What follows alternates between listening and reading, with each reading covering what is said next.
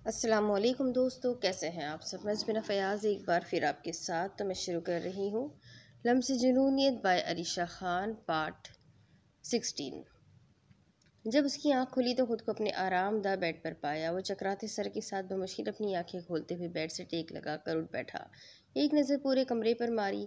जब निगाह बेड के दूसरी जानिब ज़मीन पर जायनमाज बिछाकर अपने रब के हुजूर हाथ उठाए बैठी लड़की पर गई। वो बड़ी गौर से उसके बेतासुर से चेहरे को देखने लगा, जहाँ इत्मीनान के अलावा और कुछ न था। आतिश की नज़रें उस पर मरकूज थी। वो किस तरह पुरसुकून अंदाज में आंखें बंद किए अपने अल्लाह से दुआ कर रही थी। क्या वाकई सच्चे दिल से की गई दुआएं कबूल हो जाती है? वो सोचने लगा था। ताबीर ने उठे हुए दोनों हाथों को चेहरे के गिर्द फेरा और एक नज़र आतिश पर डाली, जो उसे ही देख रहा था। यानी वो होश में आ चुका था। ताबीर ने जायनमाज उठाकर साइड में रखी और बेड के पास आ खड़ी हुई। वो उसे ही देख रहा था। कैसा महसूस कर रहे हैं अब आप? ताबीर ने नरमी से सवाल किया। आतिश उसके इंतहाई नरम लहजे पर हैरान था। वो जो आखिरी बार किस तरह उसे उठाकर वहां से चली गई थी, ठुकरा कर वहां से चली गई थी, ऐसा क्या हुआ था जो वो अब उससे ठीक से पेश आ रही थी। खुद को अपनी जाने मुतवज्जा देख कर वो थोड़ी घबराई थी। उसकी गहरी निगाहों से बार बार ताबीर की नज़रें झुक रही थी। शायद आतिश ने उसका सवाल सुना ही ना था, या फिर वो अब तक ठीक से होश में नहीं आया था। डॉक्टर कह रहे थे आपको ये मेडिसिन 1 हफ्ते तक लेनी है, तभी आपकी तबीयत बेहतर होगी। वो उसकी नज़रों की हिसार से बचने के लिए बराबर में रखी दवाइयों को हाथ में लिए देखने लगी। आतिश अब सवालिया नज़र से कभी उसे तो कभी उन मेडिसिन को देख रहा था। ये कैसी मेडिसिन है? आतिश के सवाल पर वो उसे देखने लगी। इससे कुछ फासले पर बैठकर वो उसे एक एक मेडिसिन दिखाने लगी। ये सुबह लेनी है, ये शाम और ये रात। ये वाली हार्ट है तो ये मिल्क के साथ लेनी है। बाकी ये तीनों सिंपल भी ले सकते हैं। बाद में जूस पी लीजिएगा। उनमें से कोई एक भी टैबलेट मिस नहीं करनी। ताबिर की बात पर वो उसे देखने लगा जो उसे किसी डॉक्टर की तरह हिदायत कर रही थी। बट मुझे हुआ क्या था? मैं यहाँ कैसे आया? मैं तो उसे याद आया जब वो अचानक से बेहोश हो गया था उस तूफ़ानी बारिश की रात। न जाने उसका सर क्यों अचानक से चकराया, जैसे कोई करंट उसके दिमाग को छूकर गुजरा हो। आप बेहोश हो गए थे, इसलिए आपको यहाँ लाया गया था, और डॉक्टर ने कहा था जब भी आपको होश आ जाए ये मेडिसिन स्टार्ट करनी होगी। ताबीर की बात पर वो उसे हैरत से देखने लगा। क्या मतलब था जब भी का? क्या वो काफ़ी टाइम से बेहोश था? वो सोचने लगा, कितने वक्त बेहोश रहा मैं? आतिश के सवाल पर वो संजीदगी से उसे देखने लगी, जब अब उसी के जवाब का मुंतजिर था। 2 दिन। व्हाट? 2 दिन? ऐसा ऐसा कैसे हो सकता है? वो कशमकश की कैफियत में अपने दोनों हाथों से बालों को जकड़ने लगा। उसकी अचानक वाली हालत पर ताबीर पहले तो सोचती रही कि क्या करे, फिर हिम्मत करके आगे बढ़ी और उसके हाथों को काबू किया। क्या कर रहे हैं आप पहले ही आपकी तबीयत इतनी ख़राब है। आप जानते हैं डॉक्टर ने कहा है आपको रिलैक्स करना चाहिए। अगर दोबारा आप ऐसे बेहोश बिहेव करेंगे तो तबीयत मज़ीद ख़राब हो जाएगी। ताबीर के छूने पर वो पहले तो उसे बड़ी उजरत से देखने लगा, फिर एकदम से उससे दूर होकर बैठा, जिस पर ताबीर भी दूर हुई। आप आप फ्रेश हो जाए, मैं आपके लिए खाना यहीं भिजवा देती हूँ।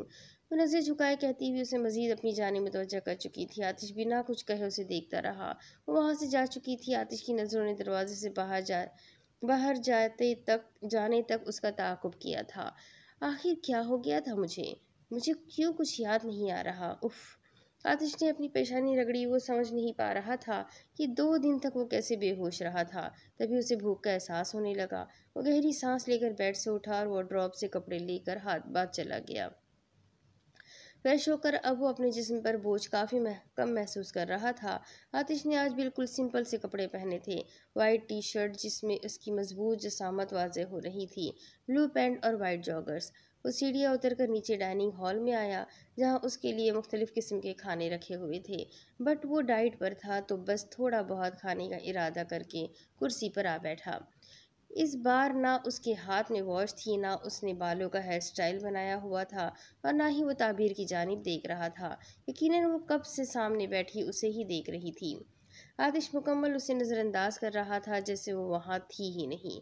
ताबीर को उसका रवैया कुछ समझ नहीं आया, लेकिन तबीयत ख़राब होने की वजह से होने की वजह समझकर वो चुप रही। आतिश ने अपना खाना खत्म किया और उठकर जाने लगा। तभी वो भी उठी। आतिश अब तक उसे देखने से गुरेज कर रहा था। सर, ये मेडिसिन ये खाने के बाद की है। ताबिर ने हाथ में दवाई लिए उससे कहा, मगर वो सामने की जानिब देख रहा था। अलबत्ता रुक तो वो गया था, लेकिन अब उसके चेहरे के तासुरात कुछ अजीब से थे। वो बोला तो कुछ नहीं, अलबत्ता अपनी पैंट की जेब से मोबाइल निकालकर कॉल मिलाने लगा। शूट रेडी है, मैं आधे घंटे में पहुंचता हूँ। अपनी बात मुकम्मल करके फ़ोन वापस जेब में रखकर वहां से आगे चला गया, जबकि ताबीर अब तक यूं ही खड़ी उसके इस रवैये को समझने की कोशिश कर रही थी। कुछ याद करके वो फिर से उसके पीछे गई। आतिश सीढ़ियाँ अबूर करता हुआ अपने कमरे में आया और दूसरा ड्रेस निकालकर शीशे के सामने खड़ा हुआ। सर, आपने अब तक ये मेडिसिन नहीं ली और आप शूट पर क्यों जा रहे हैं? मैंने आपकी तमाम शूट्स कैंसिल करवा दी थी। वो अब भी उसे मुकम्मल नज़रअंदाज कर रहा था।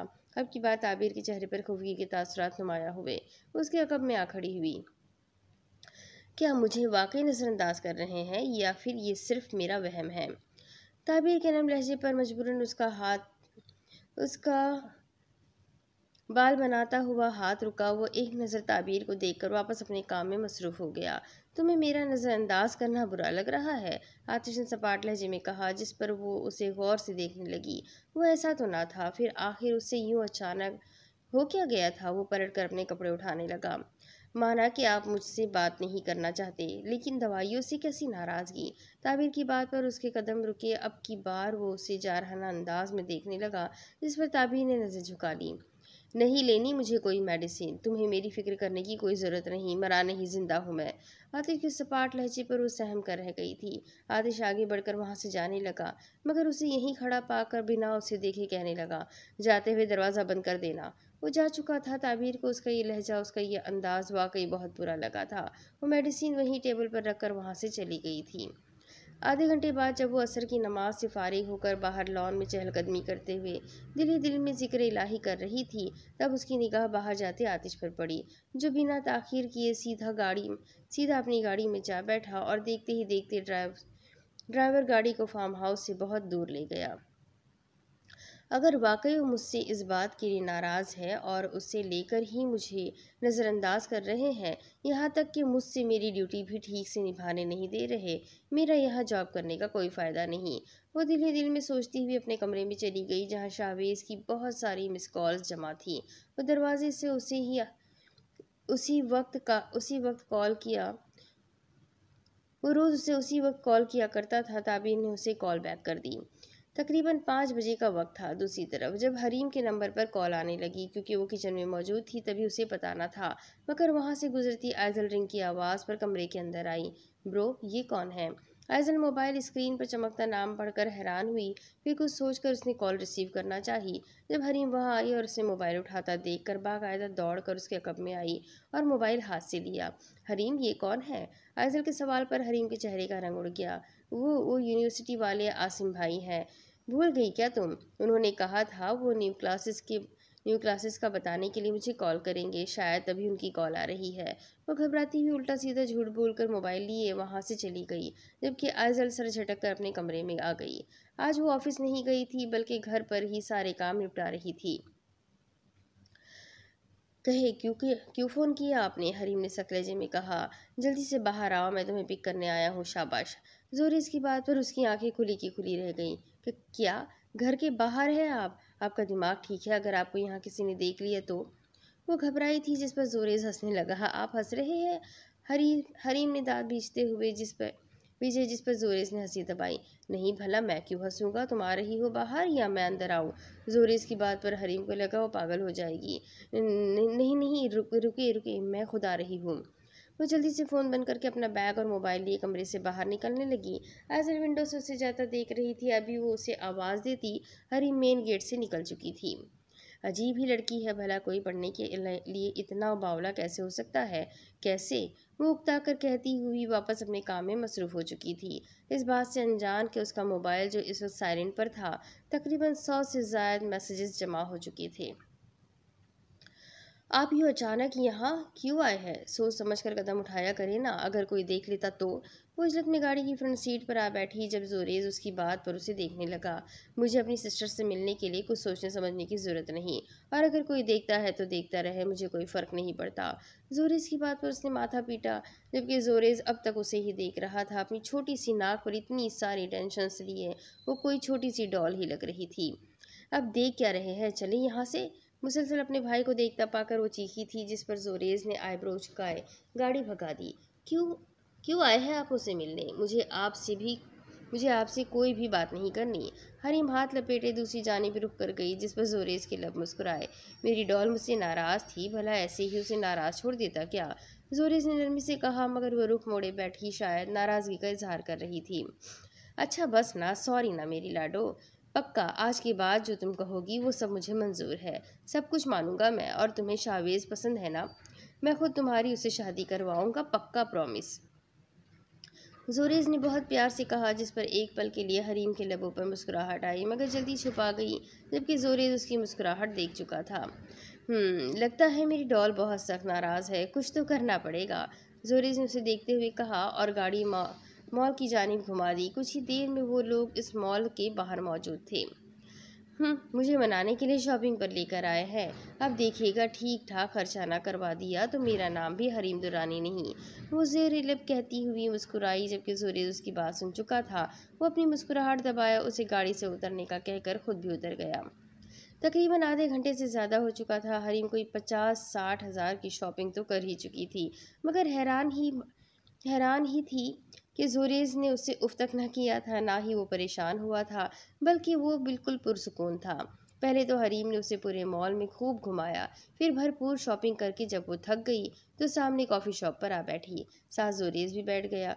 अब वो सर पकड़े ये सोच रही थी कि जोरेज को तंग करने के लिए इतनी शॉपिंग तो कर चुकी थी, लेकिन अब ये शॉपिंग छुपा कर रखेगी कहाँ, जबकि जोरेज तो अब तक पुरसुकून था। कुछ और लेना है? उसे गहरी सोच में देखकर मुखातिब हुआ, जिस पर वो चौंकी। जी? क्या? मैं पूछ रहा हूँ, कुछ और लेना है? कुछ रह तो नहीं गया?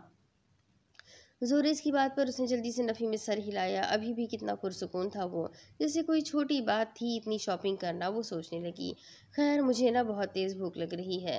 हरीम ने बच्चों वाले मुंह बनाकर कहा, जिस पर जोरेस के चेहरे पर एक हसीन मुस्कुराहट नुमाया हुई। तो चलो कॉफ़ी के बजाय साथ लंच कर लेते हैं। वैसे काफ़ी लेट हो गया है, बट इट्स ओके। जोरेस तमाम शॉपिंग बैग्स लिए सामने बने फास्ट फूड की जानिब जाने का इशारा करने लगा। पहले उसने अपने और हरीम के हाथ में पकड़े तमाम बैग्स गाड़ी में रखे, और फिर वो लोग सामने फास्ट फूड पर चले गए। अब वो ऑर्डर देकर कब से बैठा इंतज़ार कर रहा था, जबकि हरीम भी इधर उधर नजरें दौड़ाए उस बड़े से कुशादा रेस्टोरेंट का जायज़ा ले रही थी। तभी अचानक वो उठा। हरीम तुम यहीं रहना, ओके ना? ओके ना, मैं बस अभी आया। वो उसे कहता हुआ बिना उसकी बात सुने वहाँ से चला गया। कुछ ही देर बाद ऑर्डर भी आ चुका था, लेकिन जोरेज अब तक गायब था। हरीम सोच में पड़ गई कि कहाँ गया था। सोचा फ़ोन कर ले, मगर मोबाइल भी गाड़ी में था। वो फ्रेज भाई कहाँ चले गए आप? सामने वाली टेबल पर बैठे दो लड़के कब से हरीम को घूरे जा रहे थे। हरीम उनकी नज़रें खुद पर महसूस हुई थी। वो काफ़ी घबरा रही थी। तभी जोरेज वहाँ आया। रेज भाई कहाँ थे आप? वो खुफकी से कहने लगी। सॉरी माय डॉल, एक काम याद आ गया था। चलो स्टार्ट करते हैं, बहुत तेज़ भूख लगी है। जोरिस खाने में मसरूफ़ हो गया, जबकि वो अब तक ठीक से कुछ भी खा नहीं पा रही थी। वे लड़के मुसलसल उसे ही देखे जा रहे थे। डॉल क्या हुआ, खा क्यों नहीं रही? जोरिस के पूछने पर उसने बच्चों वाला मुंह बनाकर उसके पीछे इशारा किया। जब जोरिस पलटकर पीछे देखने लगा तो उन लड़कों ने अपनी नज़रें मोबाइल पर मरकूज कर ली। क्या हुआ? क्या कुछ कहा है इन लोगों ने? जोरिस के सवाल पर उसने मासूमियत से उसे देखकर नफ़ी में सर हिलाया। फिर रेज भाई ये लफंगे कब से मेरे खाने को नियत लगाए जा रहे हैं, नियति कहीं के। हरीम ने इंतहाई मासूमाना अंदाज में कहा, जिस पर ना चाहते हुए भी जोरेज के लबों पर मुस्कुराहट नुमाया हुई। वो एक झटके से अपनी जगह से उठा, इतना तो वो जान चुका था। हरीम ने उसे बात की बात का कोई और रुख देकर इशारे से बताया था। भाई कहाँ जा रहे हैं अब आप? उसने उसे उठता देखकर पूछा। इन तीनों को 9-2-11 करने। वो आंख विंक करता हुआ सामने टेबल पर बैठे लड़कों की जानिब बढ़ा। वो लड़के सवालिया नजरों से उसे देखने लगे। हरीम हैरान तो तब हुई जब वो लड़के कुछ देर रोज जोरेज को देखने के बाद खुद ही उठकर वहां से जाने लगे, जबकि जोरेज वहां खड़े सिर्फ उन्हें देख रहा था। कहा उसने कुछ भी नहीं था। कैसा कैसा दिया फिर? वो वापस आ बैठे और मज़े से कहने लगे वो वापस आ बैठा और मज़े से कहने लगा, मज़ा नहीं आया बिल्कुल भी, मुझे फ़ाइट देखनी थी आपकी। हरीम ने मुंह बनाकर कहा, जिस पर उसने आईब्रोज खाई। उफ, नेक्स्ट टाइम पक्का, प्रॉमिस। जूरिस ने उसके बालों को बिखराते हुए कहा, जिस पर वो कह कहा लगाकर अजबात में सर हिलाए हुए खाने में मसरूफ़ हो गई। दूसरी तरफ रात का वक्त था जब वो अपने कमरे में बेड ग्राउंड से लगकर बैठा अपनी हालत पर गौर कर रहा था। आज वो शूट के दौरान अचानक से चकराकर गिरने लगा था। ये तो शुक्र कि वहाँ मीडिया मौजूद ना था, वरना इस खबर को मिर्च मसाला लगाकर कब का वायरल कर दिया जाता। गार्ड्स की मदद से वो वापस अपने फार्म हाउस पर आ चुका था। ताबीर ईशा की नमाज अदा करके मुलाजिम के हाथ से उसके लिए खाना भिजवा चुकी थी, जो कि उसने उल्टा मुलाजिम पर गुस्सा करके वापस भेज दिया था। अब वो हाथ में ट्रे लिए उसके कमरे की जानिब बढ़ रही थी। दरवाज़ा खुला और ताबीर धीमे कदमों से चलती हुई अंदर आई। जहाँ वो खिड़की की तरफ नजर किए कहीं गुमसा था, ताबीर की आहट पर उसकी जानिब देखने लगा। आपने खाना वापस क्यों भेज दिया? अगर आप आज ये मेडिसिन ले लेते तो शायद आपकी तबीयत मज़ीद ख़राब ना होती। चले उठे, प्लीज़ ये खाना खा लें। वो बड़ी नरमी से उसे समझाती हुई उसके सामने खाने की ट्रे रखकर बैठ गई। क्यों कर रही हो ये सब? वो आंखें छोटी किए सख्त लहजे में पूछने लगा, जिस पर ताबीर नासमझी से उसे देखने लगी। मतलब क्या किया मैंने? वो बौखलाई थी, शायद उसने अनजाने में कुछ कर दिया हो। ये सब करके क्या दिखाना चाहती हो कि बहुत फिक्र है तुम्हें मेरी? आतिश आइब्रोज का मुखातिब हुआ। ताबीर को समझ नहीं आ रहा था वो ऐसा क्यों कह रहा है। मैं भला क्यों आपको कुछ दिखाने लगी? मैं बस ये कह रही थी कि आप अपनी मेडिसिन। अभी वो आगे कुछ कहती जब आतिश की तल्ख कलामी ने उसकी बात काटी थी। भाड़ में गई मेडिसिन, तुम मुझे बस इतना बताओ, तुम चाहती क्या हो मुझसे? हाँ, जब इतना बुरा, इतना घटिया समझकर मुझे ठुकरा ही दिया है, तो अब ये फिक्र क्यों? आतिश उसके जवाब का मुंतजिर था, जब वो उसे संजीदगी से देखने लगी। उस दिन जो कुछ भी हुआ उसे वजह बनाकर आप अपना ख्याल नहीं रखेंगे। आखिर ये कैसी वजह है? ताबीर के सवाल पर उसने नज़र चुराई। वह अब नज़र झुकाए बैठा, शायद उस दिन वाली तकलीफ में था। आतिश, प्लीज़ अपना गुस्सा खाने पर ना निकालें। प्लीज़ कुछ खा ले और ये मेडिसिन ले लें, फिर मैं यहाँ से चली जाऊँगी, नहीं आऊँगी आपके सामने। उसे मनाने वाले अंदाज में कहकर ट्रे आगे करने लगी, जब वो एक बार फिर उसे नज़रअंदाज करके बराबर रखे टेबल पर से वाइन की बोतल उठाकर ग्लास में निकाल कर पीने लगा। और यह अमल उसने सपाट नजर लिए ताबीर को जताते हुए किया था, जिस पर ताबीर तासुब से उसे देखती रह गई थी। मतलब वो अब जिद पर आ चुका था और अपने फैसले से 1 इंच भी हटने वाला नहीं था। वो बोली तो कुछ भी नहीं, मगर मेडिसिन और खाने की ट्रे लिए वहां से उठकर चुपचाप बाहर चली गई। आतिश की नज़रों ने उसका ताक़ुब किया था। तभी सीढ़ियां उतरकर नीचे आए मुलाजमा को ट्रे किचन में रखने का कहकर अपने कमरे में चली गई। काफ़ी देर वो यूं ही वाइन पीता रहा। शायद उस दिन का गुस्सा आज फिर उसके सर पर सवार हो रहा था। वो कुछ देर यूं ही उस रात के बारे में सोचता रहा, फिर बेड पर आ लेटा। ऐसा नहीं था उसे भूख नहीं लग रही थी, मुसलसल खाली पेट रहने से उसकी हालत अजीब हो गई थी, क्योंकि इस वक्त वो अंदर से थोड़ा सा वीक था। क्यों नहीं समझती हो तुम मुझे? ताबीर। शराब का निशा दिमाग पर असर कर रहा था। वो औंधे मुंह लेटा मुंह में बड़बड़ा रहा था। आंखों में नशे के साथ आंसू भी थे। शायद वो अपने दिल की बातें ताबीर के अक्स से कर रहा था। आतिश कुछ देर यूं ही बड़बड़ाता रहा, फिर अचानक उसकी आंख लग गई, और जब आंख खुली तो फजर की अजान की आवाज़ थी। वो आंखें मसलता हुआ उठ बैठा। मस्जिद से आती अजान की मध्यम सी आवाज़ उसके कानों में रज घोल रही थी। वो बेड ग्राउंड से लगे बड़ी गौर से आज पहली बार फजर की अजान सुन रहा था। उसे जिसे सुकून सा मिल रहा था। ये अजान उसकी रूह तक को सुकून बख्श रही थी। पहले तो वो यूं ही सर झुकाए बैठा अजान सुनता रहा, फिर अजान के बाद की दुआ सुनकर एक गहरी सांस लेते हुए वह मुश्किल बेड से उठा। उससे अब वाकई भूख का एहसास हो रहा था। वॉश बेसिन के पास जाकर पहले उसने मुंह पर पानी मारा। आरजी सा मुंह धोकर वो वापस बाहर आया। शीशे के सामने खड़ा वो अपने हुलिये को देख रहा था। उसे अपने कपड़ों में से शराब की बू आ रही थी। पहले तो बड़ी गौर से अपनी सुर्ख आंखें देखता रहा, फिर कपड़े चेंज करके कमरे से बाहर निकला। इस वक्त घर के सारे मुलाजिम सर्वेंट क्वार्टर में थे। घर में पूरा सन्नाटा हो रहा था। बाहर आसमान पर हल्की सी रोशनी फैल रही थी। आतिश किचन की जानिब बढ़ने लगा, तब उसकी नज़र ताबीर के कमरे के खुले दरवाजे पर गई। ना चाहते हुए भी उसके कदम ताबीर के कमरे की जानिब बढ़ते चले गए। जब वो अंदर की जानिब देखने लगा तो साकित सा रह गया। वो जाए नमाज पर बैठी हाथ उठाकर आंखें बंद की मुसलसल रोए जा रही थी, मगर बिना आवाज़ के। आतिश ने गौर से उसकी आंखों को देखा, जिनमें से आंसू बहते हुए उसके पूरे चेहरे को तर कर चुके थे। वो क्यों रो रही है? वो सोचने लगा। काफ़ी देर तक वो उसे यूं ही हाथ उठाए रोता देखता रहा, मगर जब वो दुआ मुकम्मल करके नमाज से उठी तो नज़र दरवाजे पर गई, जहां वो खड़ा उसे ही देख रहा था। अभी वो उससे कुछ पूछती आतिश वहां से किचन की जानिब चला गया। ताबीर ने अपने आंसुओं को साफ किया और बेड पर आ बैठी एक तस्बीह हाथ में लिए वो मुसलसल दरूद शरीफ का विर्द करने लगी। अभी 5 मिनट भी नहीं गुजरे थे जब किचन से कुछ गिरने की आवाज़ आई। वो तस्बीह चूम कर रखती हुई जल्दी से वहां भागी। जब किचन में आई तो सामने का मंजर देखने वाला था। आतिश शेल्फ से थोड़ा फासले पर खड़ा ज़मीन पर नज़रें जमाए सर खुजा रहा था, जैसे कशमकश की हालत में हो। तब ताबीर की नज़रें ज़मीन पर गई, जहाँ नीचे कांच का बाउल टूटा हुआ था। सारा पास्ता नीचे गिर चुका था। ताबीर आगे बढ़कर आने लगी, जिस पर आतिश ने उसे इशारे से रोका, क्योंकि वो बेध्यानी में कांच के टुकड़े पर पैर रखने वाली थी।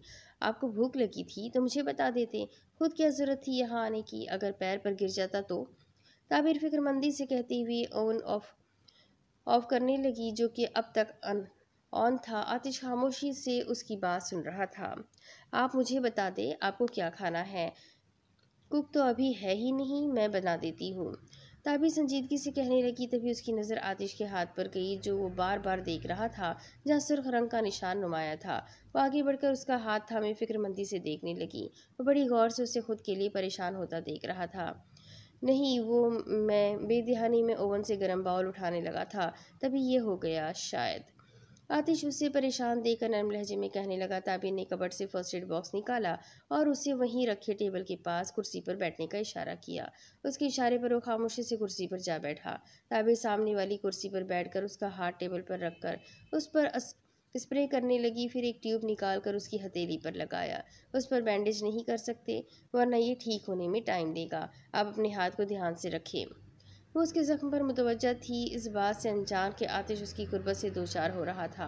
आतिश की तपती सांसों को चेहरे पर महसूस करके वो अचानक पीछे हुई। इस बार आतिश उसके नहीं, बल्कि वो आतिश के करीब आई थी। पहले ताबीर ने ज़मीन पर गिरा सारा पास्ता साफ किया, फिर जो ही वो कांच के टुकड़े उठाने लगी, अचानक से एक टुकड़ा उसके उल्टे हाथ की उंगली पर जा लगा। वो जो बड़ी गौर से वहीं बैठा उसे ही देख रहा था, उसकी उंगली से निकलती खून की बूंद देखकर जल्दी से उसके पास आया। क्या कर रही हो? थोड़ा वेट कर लेती, सर्वेंट को बुला लेता हूँ। हाथ से कौन कांच समेटता है? आतिश एक हाथ से उसके हाथ थामे टेबल की तरफ लाया। आतिश, ये एक छोटी सी चोट है। ताबिर उसे परेशान देखकर कहने लगी। तुम्हारे लिए होगी छोटी सी, मेरे लिए नहीं। आतिश सख्त लहजे से कहता हुआ उसकी उंगली से निकलते खून को साफ करने लगा। वो जल्द ही उसके जख्म पर छोटी सी बैंडेज कर दी, जबकि ताबिर उसे बड़ी गौर से देख रही थी। तुम यहाँ बैठो, मैं सर्वेंट को बुला लाता हूँ। पता नहीं कहाँ मर गए सबके सब। वो अचानक से मुड़कर जाने लगा, मगर फिर रुका। उसे लगा उसका सर दोबारा से चकरा रहा है। ताबीर ने उसका हाथ पकड़कर उसे वापस कुर्सी पर बिठाया। मेरा यकीन करे आतिश, ये छोटी सी चोट है, मैं कर देती हूँ साफ, फिर आपके लिए ब्रेकफास्ट बना दूंगी। आतिश ने इस बात में सर हिलाया। अब वो वहीं बैठा हुआ था। ताबीर ने जल्दी से सारे टुकड़े समेटे, सामने रखा पैन वॉश किया और चूल्हा जलाकर फ्रिज से अंडा निकालने लगी। ताबीर, तुम कर लोगी? तुम्हें चोट आई है? आतिश ने फिक्रमंदी से कहा। परेशान ना होए, मैं कर लूँगी। पहले उसने ऑमलेट बनाया, फिर टोस्टर में ब्रेड रेडी किए। दूसरे चूल्हे पर चाय चढ़ाई। ब्रेड, मक्खन और ऑमलेट की प्लेट को उस ट्रिप में रखकर डाइनिंग हॉल की जानिब बढ़ी। आतिश खामोशी से उसे देख रहा था। आ जाए, ब्रेकफास्ट रेडी है। ताबिर के कहने पर वो उठने लगा। तब ताबिर ने हाथ बढ़ाया, जिसे थाम कर वो उठा। वो दोनों डाइनिंग हॉल में दाखिल हुए। आतिश को कुर्सी पर बिठाकर वो जब जाने लगी तो आतिश उसे देखने लगा। कहाँ जा रही हो? तुम नहीं करोगी ब्रेकफास्ट? आतिश के पूछने पर ताबीर ने नफ़ी में सर हिलाया। अच्छा, मैं कह रहा था अगर थोड़ी देर यहाँ बैठ जाती तो। आतिश हिचकिचा रहा था। कल जो रवैया उसने ताबीर के साथ इख्तियार किया था, आखिर आज वो कैसे उससे बात करता। ताबिर बिना कुछ कहे उसकी बात समझकर वहीं कुर्सी पर बैठ गई। तभी आतिश ने पहले अपने सीधे हाथ को तकने लगा, जहाँ कुछ देर पहले उसने बेध्यानी की वजह से जख्म बन चुका था। फिर उल्टे हाथ से खाने की कोशिश करने लगा। ताबिर उसकी कोशिशें देख रही थी। आतिश उल्टे हाथ से खाना नहीं खाते, ताबिर ने नरमी से कहा। तो उसे संजीदगी से देखने लगा। अब बेचारा क्या करता। उसकी मासूमियत पर ताबिर ने कुछ सोचते हुए उसकी बराबर वाली कुर्सी खींची और आ बैठी। अगर आप कहें तो। हाँ ज़रूर। वो जो अभी पूरे अल्फाज कह भी नहीं पाई थी, आतिश पूरी बात समझता हुआ उजरत से बोल उठा। तो वो खामोशी से उसे देखने लगी, जिस पर आतिश नजर झुका गया। अब मंजर कुछ यूँ था कि ताबीर उसे अपने हाथ से खिला रही थी, साथ ही उसकी नज़रों की तपिश से घबरा भी रही थी, मगर क्या करती। कुछ ही देर में आतिश का नाश्ता मुकम्मल हो चुका था। ताबीर ट्रे लिए वापस किचन में चली गई और एक कप चाय निकाल कर लाई। आतिश चाय के कप को ऐसे देख रहा था जैसे किसी मुश्किल अमल से गुजरने वाला हो। उसकी नज़रों को समझते ही ताबीर को याद आया वो तो चाय पीता ही नहीं था। ओह, मैं तो भूल गई, आपके लिए मिल्क लाती हूँ, आपकी मेडिसिन बहुत हार्ड है। चाय वहीं रख कर चली गई। अभी वो चाय को ही घूर रहा था जब ताबीर उसकी मेडिसिन और एक ग्लास में दूध लेकर आई।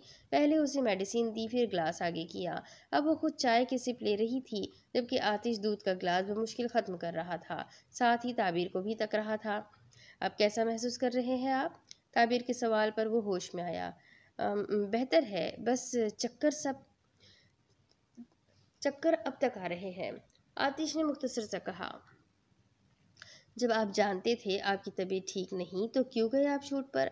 और फिर आप खाने के बजाय हराम मशरूब पीकर आपको क्या लगा आप पहले जैसे हो जाएंगे? ताबीर ने संजीदगी से कहा तो वो उसे नज़र भर कर देखने लगा। तुम्हें इससे क्या फ़र्क पड़ता है कि मैं शराब पीता हूँ और ये मेरे दुखों की दवा है, मेरी तन्हाई की साथी है ये। आतिश के तासुरात थोड़े बदल गए थे। ताबीर उसे देखने लगी। तन्हाई की साथी? आप पहले ये सोचिए आप तन्हा क्यों है? ताबीर ने भी थोड़े सख्त लहजे में कहा। क्योंकि मुझे तन्हाई पसंद है। जब आपको तन्हाई पसंद है तो तन्हाई को फेस करना सीखे। शराब के नशे में तो आपको ये भी नहीं पता चलता होगा कि आप अकेले हैं या किसी के साथ। वो खामोशी से उसकी बातें सुन रहा था। आपको क्या लगता है आप अकेले होते हैं? अल्लाह पाक सबके साथ है, वो हर जगह मौजूद है। आपको कोफ्त नहीं होती शराब की बू से? ताबीर के सवाल पर एक पल के लिए उसकी गर्दन झुकी थी, फिर वो उसे देखने लगा। मैं चेंज कर चुका हूँ, वो धीमे लहजे में कहने लगा। लिबास तब्दील करने से हराम मशरूब की बू खत्म हो जाती है क्या? ये आपका वहम है। गौर करे अपनी हालत पर, महसूस करे खुद को। आपको अपने ही अंदर से वो स्मेल आएगी जिसे दूर रखने के लिए आप लिबास तब्दील करते हैं। ताबीर ने एक नज़र उसे सर पैर देख कर कहा कि क्या मतलब है तुम्हारा? वो हैरत से उसे देखने लगा। जब आप खुद को महसूस करेंगे खुद ही आपको सारे मतलब समझ आ जाएंगे। वो कप और ग्लास उठाकर वहां से चली गई जबकि वो अब तक बैठा उसकी बातों पर गौर कर रहा था। आज फुर्सत से दरवाज़ा लॉक करके बैठी वो अपने भाई के साथ की हुई तमाम शॉपिंग देख रही थी। बहुत सारे बैग्स में उसे एक बैग थोड़ा भरा हुआ और भारी लगा तो सबसे पहले उसे देखने का इरादा किया। वो जब वापस आई थी सबकी नज़रों से बच बचा कर कमरे में पहुंची थी। तब से अब तक सारे बैग्स ऐसे ही अलमारी में रखे हुए थे, मगर आज वो आइजल के ऑफिस जाने के बाद ही अपनी शॉपिंग देखने लगी। जब उसने वो बैग खोला तो अंदर से एक बहुत प्यारा सा टेडी बियर निकला जिसे देखकर वो हैरान हुई। उसे वो टेडी बियर बहुत पसंद आया। वो पिंक कलर का टेडी बियर उसके बटन ऑन करने पर बार बार उसे आई लव यू कहे जा रहा था। उफ, अच्छा, तो अब मुझे समझ आई उस दिन रेस भाई अचानक रेस्टोरेंट से क्यों गायब हुए थे। हरीम ने उस टेडी बेयर को सीने से लगाया, ब्लश करने लगी। तभी कुछ सोचते हुए अपना मोबाइल उठाकर ब्रो का नंबर डायल करने लगी। पहले ही बेल पर कॉल रिसीव हो चुकी थी। जोरी इस मीटिंग से फारिग होकर अपने रूम में आ बैठा था। पता नहीं आयज ने मेरे उस दिन वाले गिफ्ट खोले होंगे भी या नहीं। अभी वो यही सोच रहा था जब हरीम की कॉल आने लगी। उसने जैसे ही कान पर लगाई एक बारीक सी आवाज़ बार बार कानों में एक ही जुमला सुनाई जा रही थी। हे क्यूटी, आई लव यू। जोरीज मुस्कुराता हुआ कुर्सी से उठकर ग्लास वॉल के सामने आ खड़ा हुआ जहाँ से नीचे का मंजर वाज़ेह दिखाई दे रहा था। मेरी डॉल को टेडी बेयर पसंद आया? जोरेज के सवाल पर मुस्कुराने लगी। जी हाँ रेज भाई, बहुत बहुत बहुत सारा वाला पसंद आया। सच में, I love you so much and also thanks. Hareem ने खुशी से चूर लहजे में कहा तो फिर वो मुस्कुराया। लव यू टू मेरी क्यूट सी डॉल, मगर सिर्फ थैंक्स से काम नहीं चलेगा। जोरेज ने हाथ में लिया हुआ पेन उछाल कर सोफे पर फेंकते हुए कहा तो फिर? वो मासूमियत सी शक्ल बनाए पूछने पर मजबूर हो गई। फिर ये कि मेरी क्यूट सी डॉल अपने भाई को अपने हाथों से कोई भी स्पाइसी डिश बनाकर खिलाएगी, तब मैं मानूंगा तुम्हारा थैंक्स। जोरेज की बात पर वो मुस्कुराने लगी। ओह अच्छा, ऐसा है क्या? चले फिर मैं तैयार हूँ, बताए कब और क्या खाना पसंद करेंगे आप? उसने पुरजोश अंदाज में कहा। मैं आज शाम ऑफिस से फ्री होकर तुम्हें पिक करने आऊँगा। प्लीज़ कोई बहाना नहीं चलेगा, ओके ना? तुम यहाँ अपने घर में आकर अपने भाई के लिए खाना बनाओगी, बोलो कबूल है? जोरेज की बात पर बड़ी गौर से सुन रही थी, फिर आखिरी में मुस्कुरा दी। जी हाँ कबूल है, बस आप आने से आधे घंटे पहले बता दीजिएगा प्लीज़, ताकि अभी वो आगे वो कुछ कहती जब जोरेस बोल पड़ा, ताकि मेकअप करके प्यारी सी डॉल बन जाओ। जोरेस ने शरारती अंदाज में कहा, जिस पर हरीम ने मुंह बसोरा। ऐसी कोई बात नहीं है, ओके ना। आपकी डॉल बिना मेकअप के भी क्यूट ही लगती है। अगर यकीन नहीं आता तो खुद देख लीजिएगा। आज शाम मैं बिना मेकअप के आने वाली हूँ, ओके। वो तब कर कहती हुई उसे हंसने पर मजबूर कर गई थी। अच्छा अच्छा, डन है, मान लेता हूँ, मगर ध्यान से। ऐसा न हो बिना मेकअप के भाई तो बाद में डरे, तुम खुद ही ना डर जाओ। रेस भाई। अभी वो शौक की कैफियत में मुब्तला आगे कुछ कहती, जब जोरेस कहा लगाता हुआ फ़ोन बंद कर गया। बड़े आए, खुद ना डर जाओ। अब देखना कैसे डराती हूँ इनको मैं। वो कुछ सोचती हुई अपनी मखसूस मुस्कुराहट लिए अपनी बाकी की शॉपिंग देखने लग गई। दूसरी तरफ लिबास तब्दील करने से हराम मशरूब की बू खत्म हो जाती है, ये आपका वहम है। आज अब तक अपने कमरे में उससे इधर से उधर टहल रहा था। बार बार उसके कानों में ताबीर के जुमले बाज़गश्त हो रहे थे। वो आजकल एक एक बात को सोचने लगा था, वरना वो वही था जिसे किसी की ज़र्रा बराबर भी परवाह न थी। गौर करे अपनी हालत पर, महसूस करे खुद को। आपको अपने ही अंदर से वो स्मेल आएगी जिसे दूर रखने के लिए आप लिबास तब्दील करते हैं। वो ठहर कर अपने वजूद के अंदर से आती घुटन नुमा बू को महसूस करता हुआ अचानक से आंखें खोल गया। तो क्या मैं वाकई अब तक नापाक हूँ? वो दोनों हाथों से सर दबोचे ज़ेरे लब कहने लगा। तो आखिर कैसे मैं इस स्मेल को खुद से दूर करूँगा? क्या करना चाहिए मुझे? वो कश्मकश में अपने सर के बालों को मुट्ठियों में दबोचने लगा। शावर। हाँ। आतिश उल्टे पाँव भागता हुआ बात आया और शावर खोलकर गिरते हुए पानी के नीचे खड़ा हुआ। वो दोनों हाथों से अपने जिस्म को बेदर्दी से रगड़कर उस बू को खुद से खुद दूर करने की कोशिश कर रहा था। उसे अब उस बू से कोफ्त हो रही थी। काफ़ी देर तक वो ये अमल करता रहा, फिर बाहर आ खड़ा हुआ। वार्डरोब से कपड़े निकाल कर अपने गीले कपड़ों को तब्दील किया और शीशे के सामने आ खड़ा हुआ। वो खुद के चेहरे को बगौर देखने लगा, जैसे कुछ तलाश कर रहा हो। आंखें बंद करके वो अपने वजूद को महसूस करने लगा। नहीं, अब ऐसा कुछ भी नहीं होगा। मैं पाक हो गया हूँ, हाँ मैं पाक हो गया हूँ। वो मुसलसल एक ही जुमला दोहरा रहा था, मगर उसे फिर से अपने पास से अजीब सी बू आने लगी। उसने हुजरत से सामने ड्रेसिंग पर रखे परफ्यूम में से एक बोतल उठाकर खुद पर लगाना शुरू किया। अब कुछ ऐसा नहीं होगा, अब कुछ भी महसूस नहीं होगा। वो खुद को जैसे तसल्ली दे रहा था, मगर अब लम्हा बलम्हा उसके जिस्म से उठती बू बढ़ती जा रही थी। नहीं है ऐसा, मैं पाक हूँ, सुना सबने?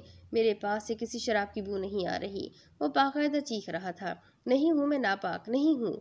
पूरे कमरे का हाल मिनटों में वो बिल्कुल ख़राब कर चुका था। आंसुओं ने शिद्दत पकड़ी हुई थी। कमरे में मौजूद तमाम चीज़ें तोड़ देने के बाद जब वो थक गया तो ज़मीन पर बैठकर घुटनों में मुँह दिए रोने लगा। बाहर ताबीर मुसलसल दरवाज़ा बजा रही थी, मगर वो होश में ही कहाँ था। नहीं हूँ मैं नापाक मेरे खुदा, मैंने कुछ नहीं किया, मैं किसी के साथ नहीं सोया, मेरा किरदार पाक है, मैं नहीं हूँ बुरा। जिस्म के साथ साथ उसे अपने किरदार तक के गुनाहगार होने का शक हो रहा था। और ये बात सच थी, हाँ, माजी में उसके ताल्लुकात हर एक से थे, मगर वो अपनी कामयाबी के लिए इतना नहीं गिरा था कि किसी को भी अपने जिस्म तक रसाई हासिल करने दे। हाँ, ये भी सच था, अक्सर छोटी मोटी कुर्बतों से दो चार होकर उससे गुनाह हो जाते थे, मगर सिर्फ तब जब तक सामने वाला वजूद होश में होता था। वरना वो जिस आर्टिस्ट के साथ भी काम करता था, तन्हाई में उससे मिलते वक्त हमेशा उसकी ड्रिंक में नशा आवर दवाई मिला दिया करता था। अपनी हालत अपनी हालत वो खुद जानकर ऐसी बना रखता था, जिससे सामने वाली अगले रोज़ यही समझती थी कि कल रात वो आतिश दुरानी के साथ गुजारने में कामयाब हो चुकी है। वो जानकर कुछ भी नहीं करता था, मगर बड़ी बड़ी एक्ट्रेस को अपनी तरफ मायल करने का हुनर उसे बखूबी आता था, और इसी दौरान अक्सर छोटे गुनाह हो जाते थे, जिन्हें याद करके वो आज बेहद तकलीफ में था। उसे घिन आ रही थी अपने इन लबों से, जिन्हें ना चाहते हुए भी सामने वाले को अट्रैक्ट करने के लिए वो कई बार गुनाहगार कर चुका था। आपको कोफ्त नहीं होती शराब की बू से? एक और आवाज़ उसकी समाज से जा टकराई। वो सर उठाकर पूरे कमरे में नज़र दौड़ाने लगा। अचानक से ताबीर के तमाम जुमले उसे सुनाई देने लगे। वो आंखें नीचे कानों पर हाथ रखे उन जुमलों की चुभन से घबरा रहा था। हाँ हाँ, नहीं होती मुझे कोफ्त, पीता हूँ मैं शराब, गुनहगार हूँ मैं, हराम पेट में उतार चुका हूँ मैं। ताबीर के मुसलसल गूंजने वाले जुमलों से तंग आकर वो एक बार फिर चीखा था, मगर मगर अब मुझे घुटन होने लगी है। हाँ हाँ, मुझे कोफ्त होने लगी है। मेरा मेरा दम घुट रहा है यहाँ। वो एक झटके से उठा टेबल पर रखी शराब की बोतल को घूरने लगा, जिसे वो खाली कर चुका था। नहीं, दूर रहो। उसे लगा जैसे कोई धुआं सा उस बोतल से उठ रहा हो, जो उसकी जानिब बढ़ रहा हो। वो दूर होने लगा। उसके कदम दरवाजे की जानिब बढ़ रहे थे। फर्श पर टूटी पड़ी परफ्यूम की बोतलों में से एक बोतल उठाकर उसने शराब की बोतल पर दे मारी, जिससे वो गिरकर टूट गई। मैंने कहा दूर रहो मुझसे, घिन आ रही है मुझे तुमसे। वो अजीब कैफियत में चीखे जा रहा था। कमरे का दरवाज़ा खोलकर जैसे ही वो बाहर आया, ताबीर उसकी हालत पर घबराती हुई उसे देखने लगी। नीचे खड़े सारे मुलाजिम अपने साहब की हालत पर परेशान थे। आतिश, क्या हुआ है आपको? ये क्या कर रहे हैं आप? ताबीर ने उसके करीब जाने के लिए कदम उठाया। आतिश की हालत उसकी समझ से बाहर थी।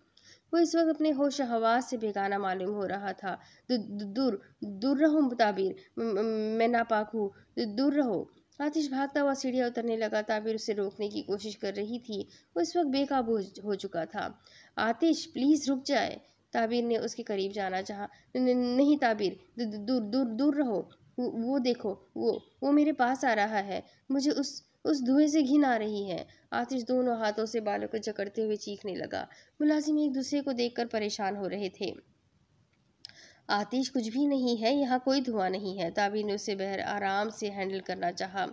वो देखो देखो देखो, है यहाँ बहुत सारा धुआं है। वो उसे हाथ से अपने कमरे की जानिब इशारा करते हुए बताने लगा। आतिश, मेरा यकीन करे, यहाँ ऐसा कुछ भी नहीं है। प्लीज़ ज़रा इधर आए। ताबीर ने उसे प्यार से कहा, जिस पर वो रुक कर उसे देखने लगा। ताबीर आराम से कदम उठाती हुई उसकी जानिब बढ़ रही थी। आतिश, प्लीज़ काम डाउन, मेरे पास आए। ताबीर ने इंतहाई नरम लहजे में कहा तो वो उसके बढ़ते हुए हाथ को थाम कर उसके पीछे आ खड़ा हुआ। उसके अचानक पीछे आने पर वो थोड़ा घबराई। आतिश, देखे, कुछ भी नहीं है, कोई धुआं नहीं है। वो ताबीर का दुपट्टा मजबूती से दबोचे खड़ा था। आंखें लाल सुर्ख हो चुकी थी, जिस्म पसीने से शराबोर हो चुका था। चेहरे पर बिखरे बालों के साथ डर और तकलीफ के तासुरात भी नुमाया थे। तुम तुम नमाज पढ़ती हो ना, तभी तुम्हें वो धुआं नज़र नहीं आ रहा। वो तुम्हारे करीब भी नहीं आ सकता, क्योंकि तुम पाक हो ना। आतिश ने हिचकियों से कहा था, जैसे वाकई वो बहुत डर चुका था। तभी उसकी बात सुनकर उसे देखने लगी थी। आतिश, आप इधर आए प्लीज़। ताबीर उसे बमुश्किल संभालते हुए सामने रूम में ले गई। बमुश्किल उसे बेड पर बिठाया और मुलाजिम को कहकर डॉक्टर को कॉल करवाई। वो अब तक अपने दोनों हाथों को मसल रहा था। वो बार बार एक ही जुमला कहे जा रहा था, मैं नापाक हूँ, नहीं, मैं नापाक नहीं हूँ।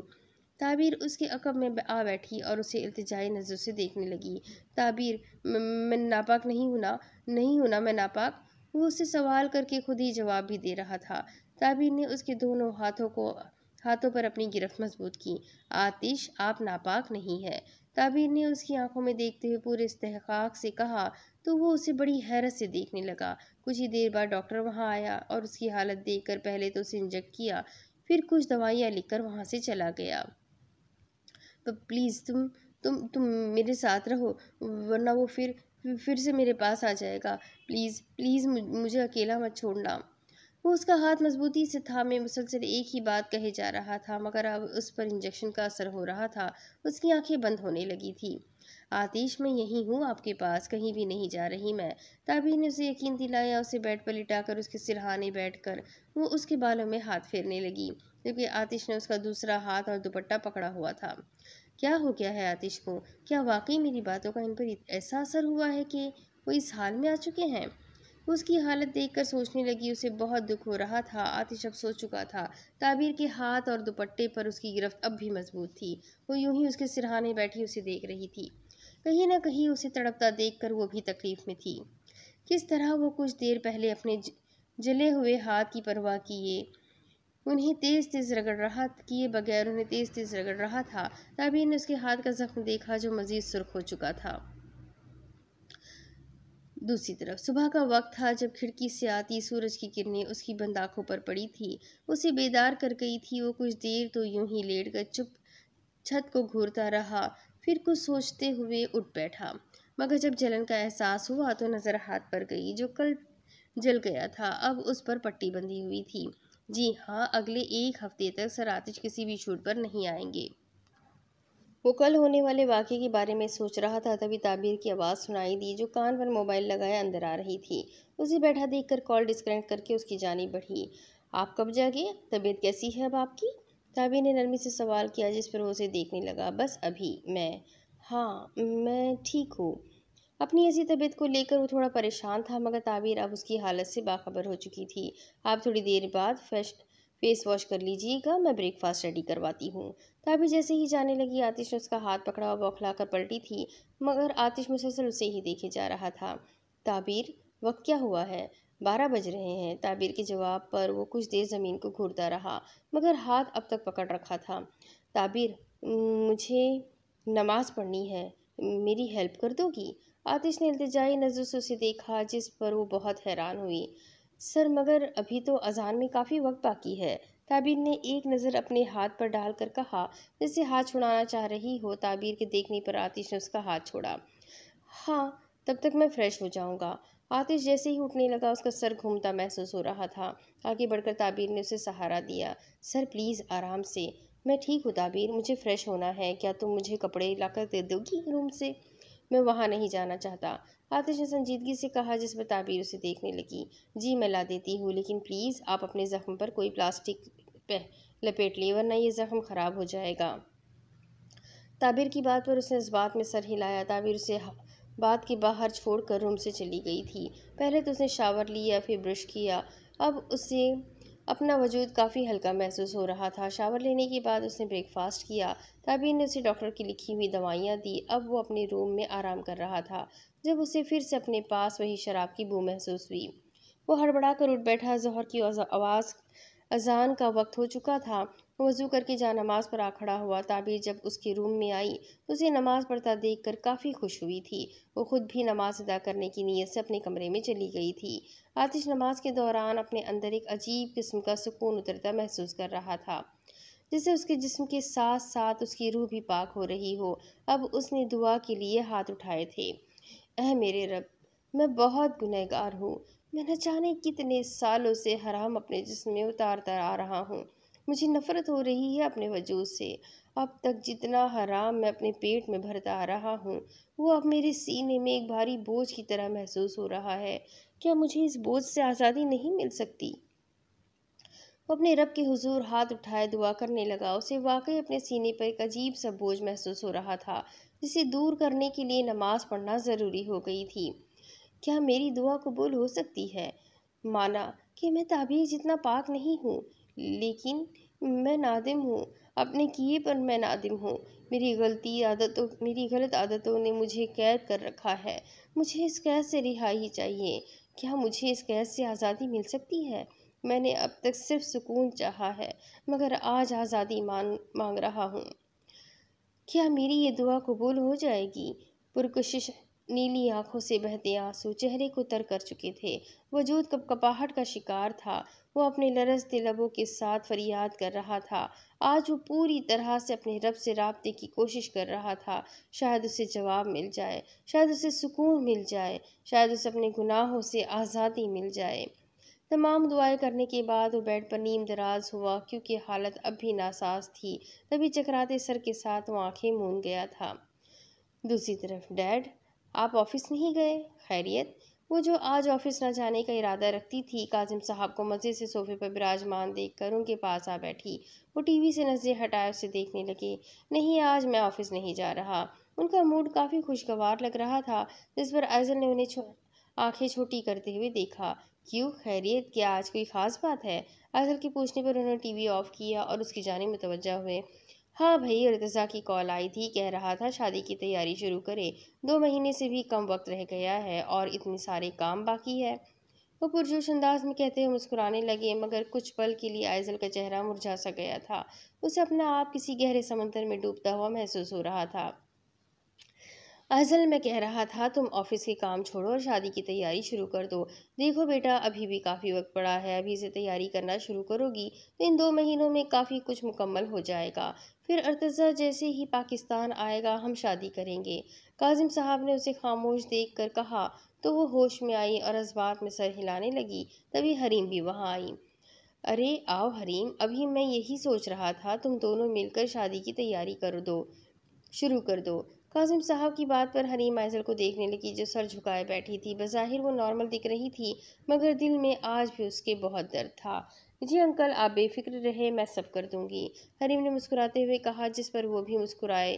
तभी उसका मोबाइल बजने लगा। लो भाई, बड़ी लंबी उम्र है मेरे दामाद की, अभी सोच ही रहा था कॉल आ गई।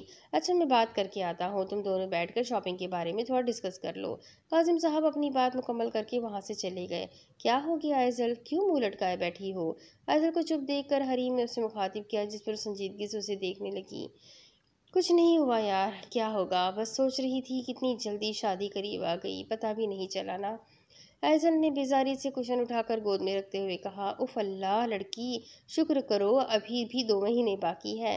खैर ये बताओ, क्या सोचा तुमने, कैसा ड्रेस बनवाओगी? देखो, हमेशा तुमने ये बॉयज़ वाले कॉस्ट्यूम पहने हैं, मगर इस बार ऐसा नहीं चलेगा। ब्राइड हो यार तुम, भारी भरकम लहंगा बनवाना पड़ेगा इस बार। हरीम की बातें वो खामोशी से सुन रही थी, मगर दिल में तो कुछ और ही था। हरीम समझ चुकी थी वो क्या सोच रही थी। आइज़ल, क्या तुम अब भी मेरा मतलब उन्हें याद करती हो? हरीम ने नरमी से सवाल किया। आइज़ल खाली नज़र से उसे देखने लगी। मेरा तो पता नहीं, लेकिन वो ज़रूर भूल चुका होगा। उसके आगे पीछे न जाने कितने ऐसे लोग होंगे कि जिनसे उसका दिल लगा हुआ होगा। भला उसे मेरी याद भी क्यों आएगी? कोई मन नहीं कोई मान नहीं रखती थी मैं उसकी ज़िंदगी में। मेरा कोई किरदार न था, ना कोई अहमियत थी। आइज़ल का लहजा इंतहाई उदास था। हरीम उसका दुख महसूस करके खुद भी उदास हो चुकी थी, मगर इस वक्त उसे आइज़ल को संभालना था, ना कि खुद मुंह लटका लेना था। आइज़ल, मेरा दिल कहता है आगे सब कुछ ठीक हो जाएगा, तुम अल्लाह पर भरोसा रखो यार, और अब ये मूड ठीक करो अपना। चलो चलो, अब हम कुछ शॉपिंग के बारे में डिस्कस कर लेते हैं। हरीम ने उसका ध्यान बातों में लगाना चाहा, और वो कामयाब भी हो चुकी थी। दूसरी तरफ, सलाम ससुर जी, क्या हाल है? जोरेज की रौबदार आवाज़ पर उन्होंने आइब्रोज खाई। तुमसे तो तमीज़ से सलाम दुआ की तौक़ा कोई रखे ही ना। काजिम साहब की बात पर जोरेज ने एक ज़ोरदार कहकहा लगाया, जिस पर काजिम साहब के चेहरे के तासुरात मज़ीद सख्त हुए। अरे ससुर जी, भला इतनी बेत बेजा तौका क्यों लगाए बैठे हैं आप अपने दामाद से? कितनी बार कहा है, ये नाचीज़ आपकी तौक़ियात पर कभी नहीं उतरने वाला। जोरेज ने अपने मखसूस अंदाज में कहा, जिस पर काजिम साहब के चेहरे के तासुरात मजीद बिगड़े। खैर बताओ, कैसे याद किया? काजिम साहब ने सर झटकते हुए पूछा तो जोरेज भी संजीदा हुआ। कहना ये था, कुछ वक्त के लिए आपका दामाद आउट ऑफ कंट्री जा रहा है। हो सकता है मेरे जाने के बाद वजाहत दुर्रानी साहब पाकिस्तान आ जाए, तो याद रहे उन्हें इस बारे में कुछ भी पता नहीं चलना चाहिए। मैं नहीं चाहता कि वो बेजा अपना हक जताने आ जाए। जोरेज की बात पर काजिम साहब ने ऐब्रो का जाविया बनाया। तो क्या मतलब, तुम चाहते हो इतना कुछ होने के बाद भी वजी को उसकी बेटी से दूर रखूं? जोरेज, किस बात की सज़ा दे रहे हो अपने बाप को? बाप है वो तुम्हारा, कोई हम उम्र दोस्त यार नहीं है, समझे ना तुम? काजिम साहब ने उसे सख्त लहजे में कहा तो बजाय वो गुस्सा होने की फिर से कहकहा लगाने लगा, जिस पर उन्होंने अपना सर पकड़ लिया। ये लड़का कभी नहीं सुधरेगा, वो तासुब से कहकर लॉन में रखी कुर्सी पर बैठ गए, जबकि दूसरी तरफ अब तक कहकहा सुनाई दे रहा था। वैसे तुम्हारे आउट ऑफ कंट्री जाने का हरीम को इल्म है, या उसे भी नहीं पता? काजिम साहब के पूछने पर उसका कहकहा बंद हुआ। उसे फ़िलहाल नहीं पता, मगर मैं जाने से पहले मिलूंगा उससे भी। और वो कहते कहते रुका। दिमाग ठीक है तुम्हारा? वो जान से मार देगी तुम्हें अगर उसके सामने भी आए तुम। काजिम साहब ने जोरेज को वार्न किया तो वो फिर से हंसने लगा। अरे ससुर जी, मजाक कर रहा था, don't take on your brain, जो कि आपके पास है ही नहीं। अपनी बात मुकम्मल करके एक ज़ोरदार कहकहा लगाते हुए फ़ोन बंद कर गया था, जबकि काजिम साहब अब अपना सर पीट रहे थे। क्या बनेगा मेरी बेटी का? वो सर झटक कर वापस अंदर की जानिब बढ़ गए। दूसरी तरफ, ताबिर बीबी, आतिश साहब कैसे हैं? एक पुराने मुलाजिम के पूछने पर वो उसे देखने लगी। अब काफ़ी बेहतर है, शुक्र अल्लाह पाक का, शायद आराम कर रहे होंगे, ताबिर ने नरमी से जवाब दिया, जिस पर वो इस बात में सर हिलाने लगा। वैसे ताबिर बीबी, माना कि आतिश साहब की तबीयत काफ़ी ख़राब हो गई थी, लेकिन वो बदल रहे हैं। मुलाजिम की ज़ुबानी बात पर वो नासमझी से उन्हें देखने लगी। बदल रहे हैं मतलब? ताबिर के सवाल पर वो गर्दन झुकाकर मुस्कुराया, जिसका मतलब वो ना समझ सकी। जब से आप आई है ना ताबिर बीबी, हमारे आतिश साहब धीरे धीरे करके बदल रहे हैं। अब वो नमाज भी पढ़ने लगे हैं, और आप जानती हैं, उन्होंने ना सिर्फ अपने कमरे से बल्कि इस पूरे घर से शराब की बोतलें निकाल कर कूड़े में फेंक देने का हुक्म दिया है। वो बेहतरी की जानिब आ रहे हैं। जिस पुरजोश अंदाज में वो बात कर बता रहे थे, उनके चेहरे पर बिखरी मुस्कुराहट ताबीर समझ चुकी थी। वाकई तमाम मुलाजमीन आतिश की इस बात पर बहुत खुश थे। वो बेहतर हो रहा था। शराब छोड़ देना, नमाज की तरफ आ जाना, ये कोई आम बात नहीं थी। बस आप दुआ करें वो बिल्कुल ठीक हो जाए। इंशाअल्लाह बीबी, इंशाअल्लाह। वैसे आप जानती हैं आतिश साहब की ये हालत पहली बार नहीं हुई, पहले भी हो चुकी है। मुलाजिम ने बड़े धीरे से ये बात कही थी, जिस पर वो आंखों में तजस्सुस लिए उन्हें देखने लगी। पहले भी हो चुकी है? क्या मतलब इस बात का? क्या उनके साथ कोई मेंटली इशू? मेरा मतलब है कि वो समझ नहीं पा रही थी कि उसे क्या कहना चाहिए, इसलिए खामोश हो गई। नहीं ताबीर बीबी, बहुत पहले की बात है, जब आतिश साहब के वालिद साहब ने बताया था कि आतिश साहब अगर बहुत ज़्यादा सोचते हैं, किसी बात पर ज़्यादा परेशान होते हैं, तो ऐसा तभी होता है। शायद पहले भी हो चुका है।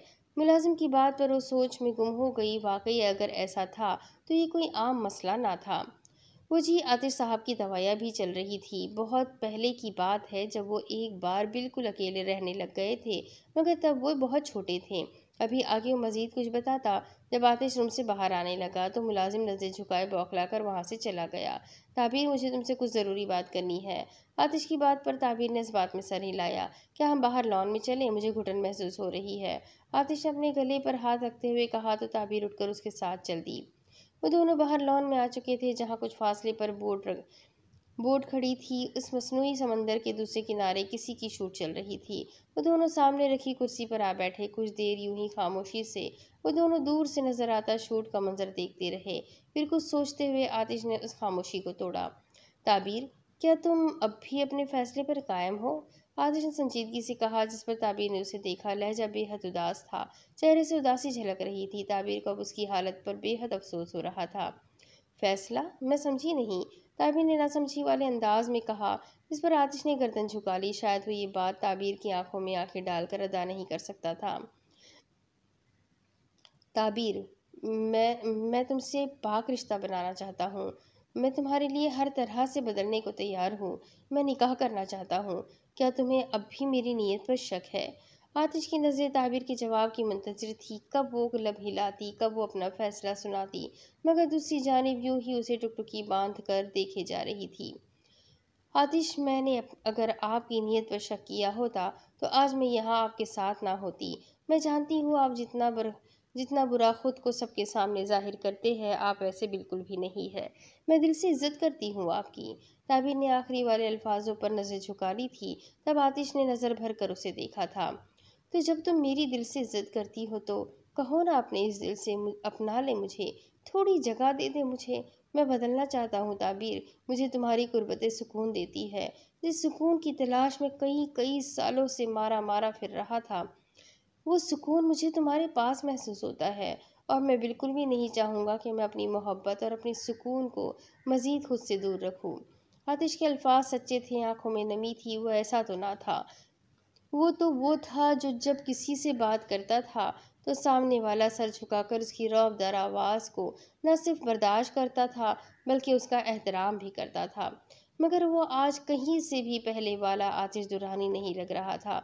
वो तो कोई नया आतिश लग रहा था, जो सिर्फ और सिर्फ ताबीर का था, जो ताबीर के लिए सब कुछ करने को तैयार था, जो ताबीर की सोहबत में रहकर सुधरने के लगा था। आतिश, ताबीर प्लीज़ मुझे बार बार ना ठुकराओ। मुझे तकलीफ़ हो रही है। मैं नहीं जानता कि क्यों एक पल भी मैं तुम्हें खुद से दूर नहीं कर पाता, क्यों तुम्हारी बेरुखी में एक लम्हा भी बर्दाश्त नहीं कर पाता। न जाने सारी ज़िंदगी तुम्हारे बिना कैसे गुजारूंगा। वो ताबीर की बात काट कर फिर से कहने लगा। ताबीर को डॉक्टर की बात याद आई थी। अगर उसकी ख्वाहिशात का एहतराम ना किया गया, अगर आतिश को कोई भी छोटी से छोटी बात ना मानी गई, तो मुमकिन था वो दोबारा अपने उसी हाल में आ सकता था, और ऐसे उसकी जहनी हालत मज़ीद बिगड़ने के अमकानात थे। उसे कुछ भी हो सकता था। वो बचपन ही से बेहद जुनूनी था, तभी तो उसकी किसी से नहीं बनती थी। मगर अब बात अना घमंड गुरूर जिद और शोहरत की नहीं, बल्कि उसकी मोहब्बत की, उसके दिल की, उसके जज्बात और ज़िंदगी की थी, जिसके लिए वो किसी भी हद तक पागलपन का शिकार हो सकता था। इश्क का जुनून उसकी रूह में उतरकर उसके दिलो दिमाग को अपने काबू में कर चुका था। और जब दिलो दिमाग ही हाथ से निकलकर जज्बातों की लपेट में आ जाए, तो फिर इंसान कभी भी कुछ भी कर गुजरता है।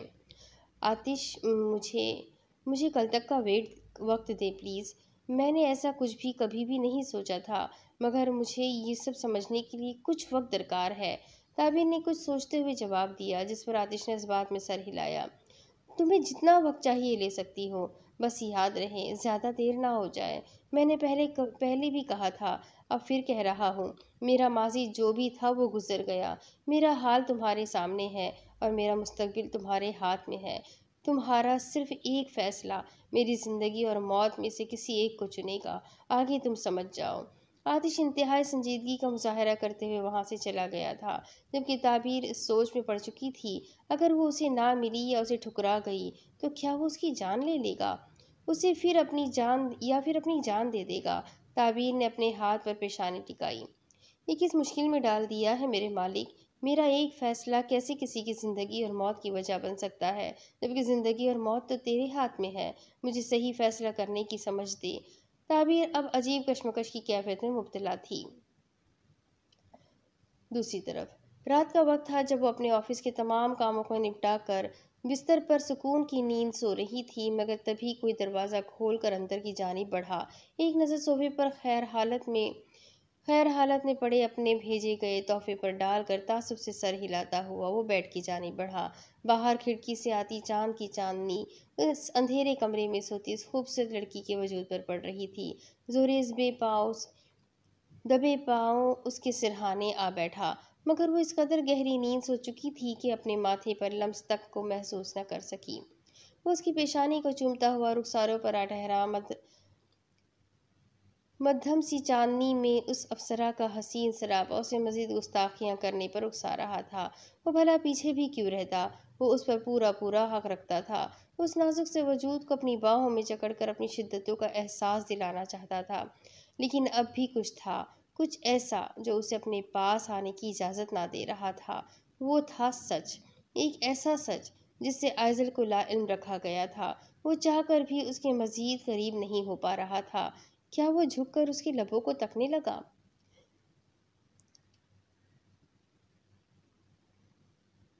वो और कितना इंतज़ार करना पड़ेगा मुझे तुम पर अपना हक जताने के लिए? न जाने कब वो वक्त आएगा जब तुम हकीकत जानकर खुद मेरे करीब तर करीब आने पर रजामंद हो जाओगी।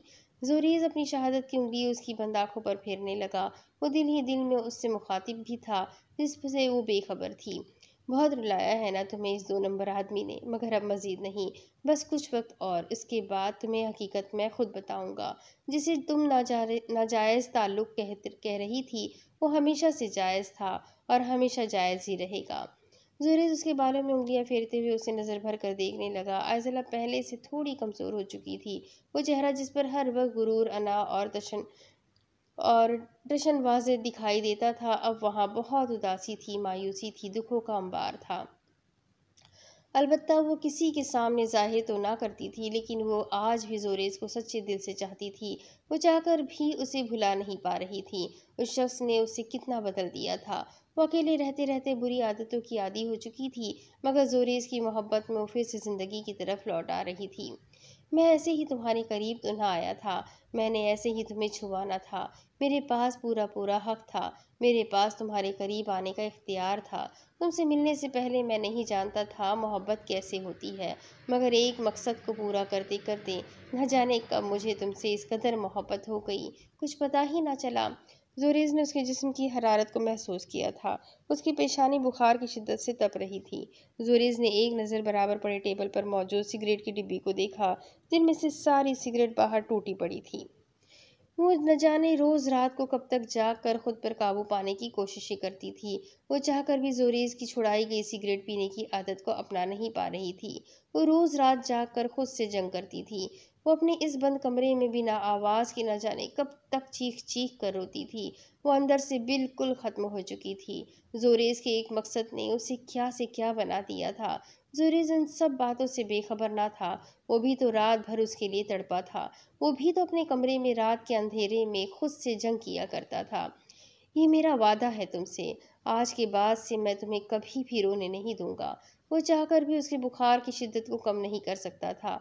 क्या हो जाता अगर वो जाग जाती। वो एक आखिरी नज़र उसके हर एहसास से आरी चेहरे पर डालकर वहाँ से बाहर चला गया था। शायद वो उसे अब मज़ीद इस हालत में नहीं देख सकता था। यकीनन वो आज की रात खुद से कोई अहम फ़ैसला कर चुका था। अब इसके आगे की स्टोरी मैं आपको अगली किस्त में सुनाऊंगी। अगर स्टोरी पसंद आ रही है तो उसे लाइक करें, अपने कॉन्टेक्ट में शेयर करें, चैनल को सब्सक्राइब करें, बेल आइकन को ज़रूर दबा दें।